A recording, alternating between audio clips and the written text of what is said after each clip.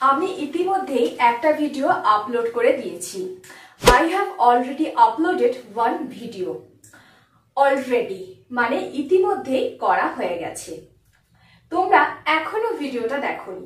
You haven't watched the video yet মানে এখনো পর্যন্ত দেখা হয়নি।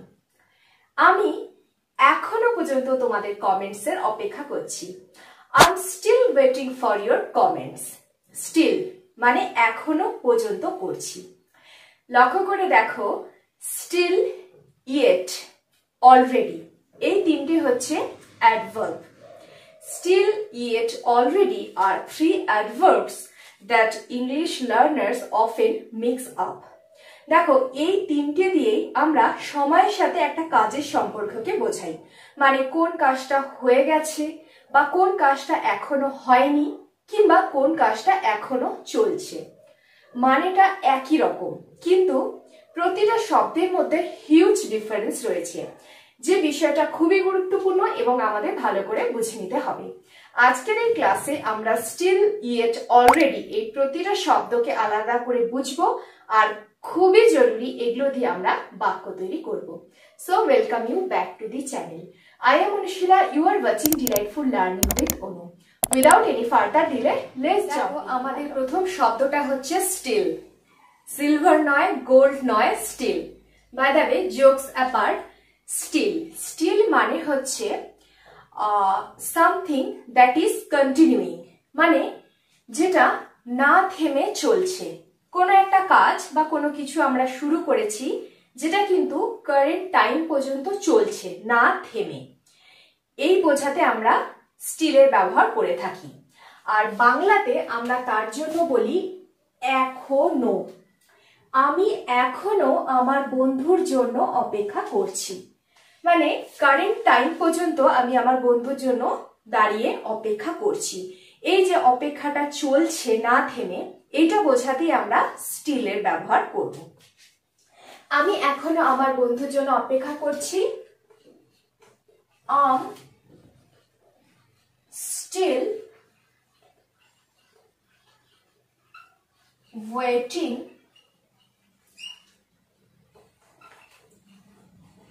for my friend. I'm still waiting for my friend. Still এখানে এটা দেখো, আমি কন্টিনিউয়াস টেন্সে করেছি, মানে যেহেতু করছি, তাহলে যখনই কোনো কিছু চলছে, এখনো পর্যন্ত চলছে, সেটা বোঝাতে আমরা স্টিলের ব্যবহার করে থাকি। আর এই স্টিলটা আমরা কোনখানে বসাবো? প্রথম দেখো, এখানে তোমরা দেখতেই পাচ্ছ হেল্পিং ভার্বের পরে বসেছে, মানে আই অ্যাম এর পরে বসেছে স্টিল।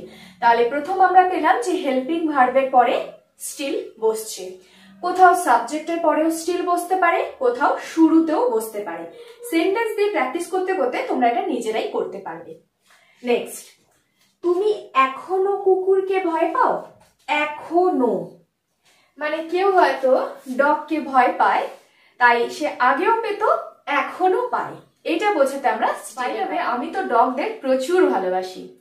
এখানে তাহলে ভয় পাওয়ার কথা বলা হয়েছে, এখনো চলছে, তাই জন্য স্টিল হবে। তুমি এখনো কুকুরকে ভয় পাও? ইউ আর স্টিল এখনো স্কেয়ার্ড, ভয় পাওয়ার জন্য বলবো scared. You are still scared of dogs. দেখো, বললাম আর হেল্পিং ভার্ব, তারপরে বসেছে স্টিল, বোঝাচ্ছে এখনো, এখনো যেটা না থেমে চলছে। নেক্সট, এতগুলো বছরের পর এখনো তারা একে অপরকে ভালোবাসে, মানে এতগুলো বছর হয়ে যাওয়ার পরও এখনো ভালোবাসাটা চলছে, রানিং। তার জন্য আমরা স্টিলের ব্যবহার করব। দে, তারা, দে তারপরে করব স্টিল। দে স্টিল লাভ ইচ আদার, পরে তাই after, all these years they still মানে এখনো love each other, একে অপরকে ভালোবাসে after all these years, এতগুলো বছরের পর। দেখো এখানে স্টিল হয়েছে, এখানে কিন্তু সাবজেক্ট, দে হচ্ছে সাবজেক্ট, সাবজেক্টের পরে এখানে স্টিল বসেছে, তাহলে সাবজেক্টের পরে স্টিল বসছে, হেল্পিং ভার্বের পরেও স্টিল বসছে। নেক্সট, আমি এখনো ব্যস্ত, আমি এখনো ব্যস্ত মানে আগেও ব্যস্ত ছিলাম, এখনো ব্যস্ত, তার জন্য বলবো I am still busy, am still busy. আমি এখনো ক্ষুধার্ত মানে আমার খিদে এখনো মেটেনি, আই এম স্টিল হাংরি। আমার এখনো ঘুম পাচ্ছে, আই এম স্টিল স্লিপি। আমি এখনো ক্লান্ত, আই এম স্টিল টায়ার্ড। তাহলে এখনো কোনো কিছু বোঝাতে স্টিলের ব্যবহার হচ্ছে, আর হেল্পিং ভার্বের পরে স্টিল বসবে। নেক্সট, আমি এখনো যেতে চাই, তাহলে এখানে আমি এখনো ব্যস্ত, আমি এখনো যেতে চাই মানে আমি আগেও যেতে চেয়েছি, এখনো যেতে চাই মানে কন্টিনিউইং হচ্ছে ব্যাপারটা। I still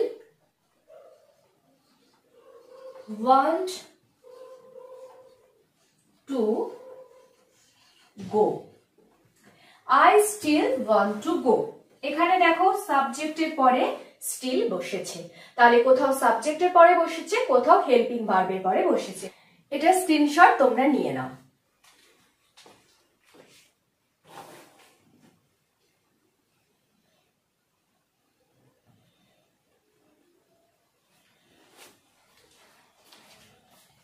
আমি এখনো আমার বন্ধুর জন্য অপেক্ষা করছি, I am still waiting for my friend. তুমি এখনো কুকুরকে ভয় পাও মানে এটা কিন্তু প্রশ্ন করেনি, এটা বলছে তুমি এখনো কুকুরকে ভয় পাও। You are still scared of dogs. এতগুলো বছরের পর এখনো তারা একে অপরকে ভালোবাসে, they still love each other after all this years. আমি এখনো ব্যস্ত, আই এম স্টিল বিজি। আমি এখনো যেতে চাই, I still want to go. আরেকটা প্রশ্ন আমাদের মনে থাকে যে স্টিলটাকে আমরা ঠিক কোথায় বসাবো, মানে সেন্টেন্সের ঠিক কোন জায়গায় আমরা স্টিলটাকে বসাবো। এর জন্য একটা শর্ট নোট তোমরা নিয়ে নাও। প্রথমে হচ্ছে যখন অ্যাফার্মেটিভ সেন্টেন্স থাকবে মানে হ্যাঁ বাচক বাক্য থাকবে, তখন আমরা হেল্পিং ভার্বের পরে স্টিলটাকে বসাবো। যেমন অনেক সেন্টেন্স আমি তোমাদেরকে দেখালাম, যেমন I am still busy, am helping verb তারপরে স্টিল বসছে। নেক্সট, যখন ইন্টারোগেটিভ সেন্টেন্স থাকবে মানে কোনো প্রশ্নবোধক বাক্য থাকবে, তখন সাবজেক্টের পরে স্টিল বসবে। তাহলে প্রশ্নবোধক বাক্যের ক্ষেত্রে কি হবে, সাবজেক্টের পরে স্টিল বসবে। আর যখন কোনো নেগেটিভ সেন্টেন্স থাকবে মানে না বাচক বাক্য থাকবে, তখন আমরা কি করব, তখন আমরা still plus sentence, still plus. দেখো আমাদের ওয়ার্ডটা হচ্ছে ইয়েট। প্রথমে আমি বলে রাখি, ইয়েট হচ্ছে আমরা নেগেটিভ সেন্টেন্সের ক্ষেত্রে ব্যবহার করে থাকি, মানে বেশিরভাগ ক্ষেত্রে মানে কোনো কিছু আশা করা হয়েছিল যে হবে বলে, কিন্তু এখনো কাজটা শুরুই হয়নি বা কাজটা হয়ইনি, এরকম বোঝাতে আমরা ইয়েটের ব্যবহার করে থাকি। লক্ষ্য করে দেখো, এখনো, আমি এখনো বইটি পড়িনি, যখন স্টিলের ব্যবহার করেছি তখনও কিন্তু এখনো বলেছি, আবার যখন ইয়েটের ব্যবহার করছি তখনও এখনো বলছি, কিন্তু দুটোর কথার সেন্স কিন্তু আলাদা। আমি এখনো বইটি পড়িনি মানে একটা বই আমার এখনো পড়া হয়নি। এরকম যখন কোনো নেগেটিভ সেন্টেন্স বোঝাবো যে যেটা করার কথা ছিল হয়নি বা কাজটা এখনো শুরুই হয়নি, তখন ইয়েটের ব্যবহার করব। আর স্টিল কি বলেছিলাম, স্টিল হচ্ছে কাজটা শুরু হয়েছিল এবং কাজটা চলছে, এই বোঝাতে। আর ইয়েটটা আমরা কোথায় বসাবো, একদম সহজ, আমরা ইয়েট সেন্টেন্সের শেষে বসাবো, কিংবা যদি নট থাকে নটের পরে বসাবো, হয় সেন্টেন্সের শেষে কিংবা নটের পরে। আমি এখনো বইটা পড়িনি, I haven't হচ্ছে have not, এটার কন্ট্রাকশন হচ্ছে haven't. I haven't read the book yet. সেন্টেন্সের শেষে বসালাম, মানে এখনো পর্যন্ত করা হয়নি, এখনো পড়া হয়নি, এরকম বোঝাচ্ছে, মানে কোনো কাজ এখনো হয়নি এই বোঝাতে। দেখো আমি এখনো বইটি পড়িনি, প্রেজেন্ট পারফেক্ট টেন্সে এটা রয়েছে, তাই এখানে হ্যাভ করলাম, যেহেতু পড়া হয়নি তাই হ্যাভ নট। তারপরে পাস্ট পার্টিসিপল ফর্ম, রিড মানে পড়া, এটা মেন ভার্ব, রিড থেকে রেড, রেড, প্রনাউন্সিয়েশন হবে রেড, কিন্তু স্পেলিং হচ্ছে একই, মানে তিনটেই একই, রিড, রেড, রেড, কিন্তু প্রনাউন্সিয়েশন হবে red. I haven't read the book yet, এটা প্রেজেন্ট পারফেক্টে করেছি, তাহলে yet মানে হচ্ছে কাজটা করা শুরুই হয়নি বা করা হয়নি। তুমি এখনো দুপুরের খাবার খাওনি, এটা কিন্তু প্রশ্ন করা হচ্ছে না, এমনি বলা হচ্ছে যে তুমি এখনো দুপুরের খাবার খাওনি, তার জন্য করব ইউ, এটাও প্রেজেন্ট পারফেক্টে করব, ইউ haven't, আচ্ছা haven't করার পরে পাস্ট পার্টিসিপল, ইট, এট, ইটেন, পাস্ট পার্টিসিপল ফর্ম হয় তোমরা জানো, ইউ haven't eaten, আমি টেন্স গুলো বুঝিয়ে দিচ্ছি, your lunch yet, you haven't eaten your lunch yet, মানে এখনো করনি, এক্ষেত্রেও এখনো রয়েছে কিন্তু এখনো করনি, তাই আমরা yet ব্যবহার করছি। নেক্সট, তুমি এখনো ঘুমাওনি, এটা কিন্তু প্রশ্নবোধক বাক্য, ইন্টারোগেটিভ সেন্টেন্স, তুমি এখনো ঘুমাওনি,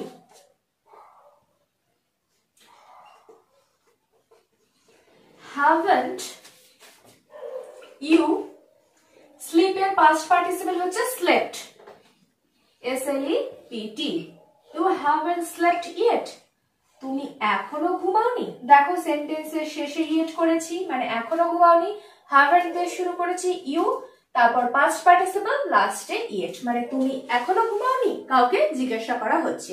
তাহলে প্রতিটা সেন্টেন্সই দেখছো যে নেগেটিভ সেন্টেন্সের ক্ষেত্রেই আমরা বেশিরভাগ আমরা yet এর ব্যবহার করি। নেক্সট, আমি এখনো পর্যন্ত নতুন জায়গার সাথে মিলতে পারিনি, মানে নতুন একটা জায়গার সাথে আমি এখনো কমফোর্টেবল হতে পারিনি, I'm not yet comfortable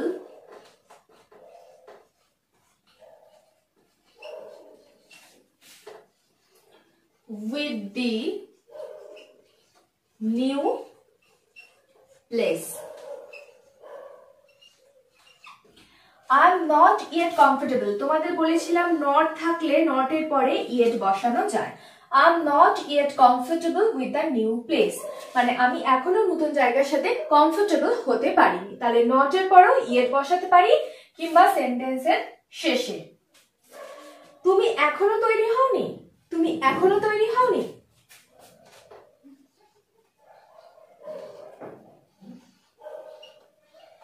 are you not ready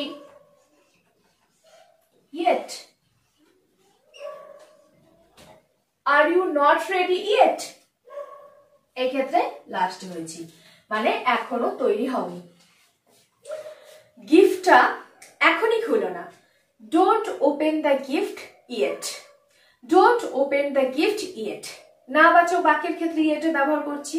আরেকটা জিনিস মনে রেখে দিও যে যখন সুপারলেটিভ ডিগ্রি হয় তখন আমরা তারপরে yet এর ব্যবহার করে থাকি, যেমন যদি বলা হয় তোমার সম্প্রতি বা বর্তমান ছবিটা, ফিল্মটা সমস্ত ছবির মধ্যে বেস্ট, তখন বলবো your latest film is your best yet, তাহলে বেস্ট করছি মানে সুপারলেটিভ ডিগ্রি, তারপরে আমরা yet এর ব্যবহার করছি, এটা স্ক্রিনশট নিয়ে নাও।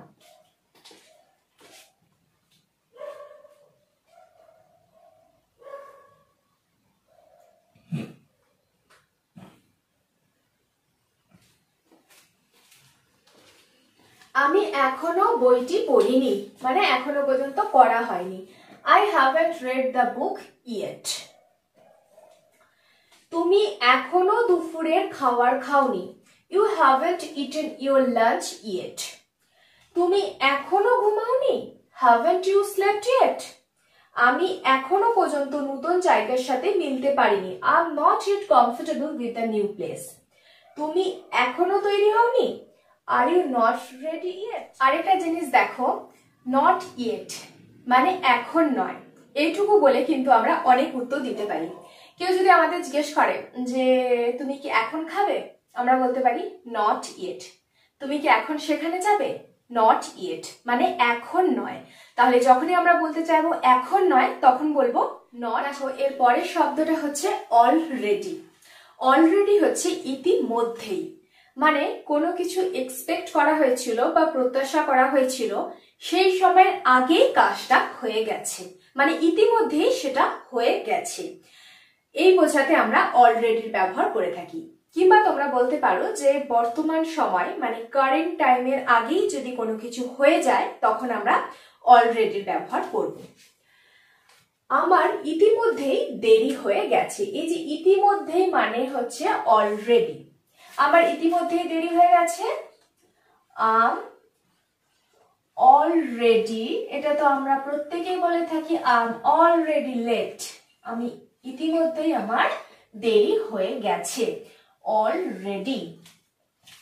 তারা ইতিমধ্যে আসতে রাজি হয়ে গেছে, মানে তাদের হয়তো আসার কথা ছিল না, কিন্তু এক্সপেক্ট করার আগেই তারা আসতে রাজি হয়ে গেছে, মানে হয়ে গেছে কাজটা।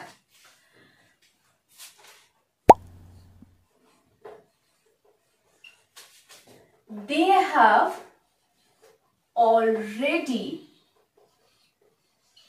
agreed. They have already agreed to come. এখানে already, I am তারপর already, they have তারপর already। তাহলে বুঝতে পারছো already কোথায় বসছে? They have already agreed to come. চাঁদ বেরিয়েই পড়েছে।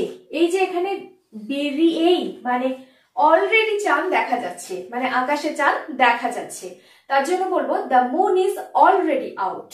The moon is already out মানে চাঁদ বেরিয়েই পড়েছে। The moon is already মানে ইতিমধ্যে বেরিয়েই পড়েছে। The moon is already out.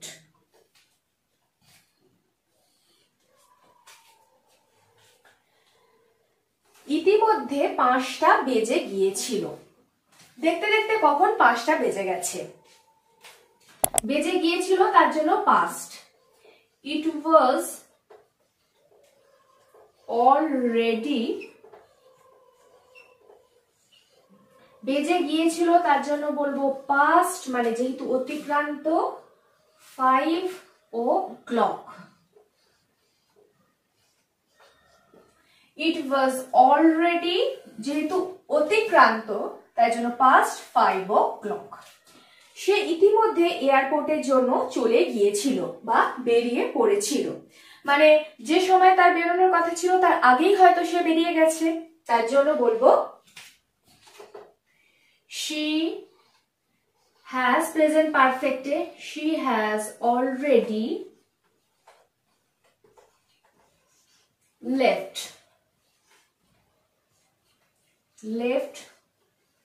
for the airport.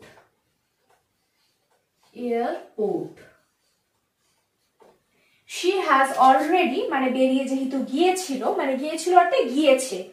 She has already left যেহেতু প্রেজেন্ট পারফেক্ট, left হলো মানে past participle form হলো for the airport। তাহলে already হচ্ছে হয়ে গিয়েছে।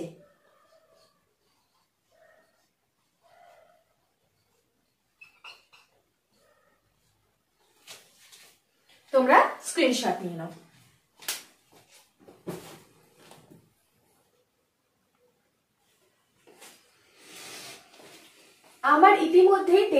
গেছে। I am already late. তারা ইতিমধ্যে আসতে রাজি হয়ে গেছে। They have already agreed to come. চাঁদ বেরিয়েই পড়েছে। The moon is already out. ইতিমধ্যে 5টা বেজে গিয়েছিল। ইট ওয়াজ অলরেডি পাস্ট 5 o'clock। সে ইতিমধ্যে এয়ারপোর্টের জন্য চলে গিয়েছিল। She has already left for the airport.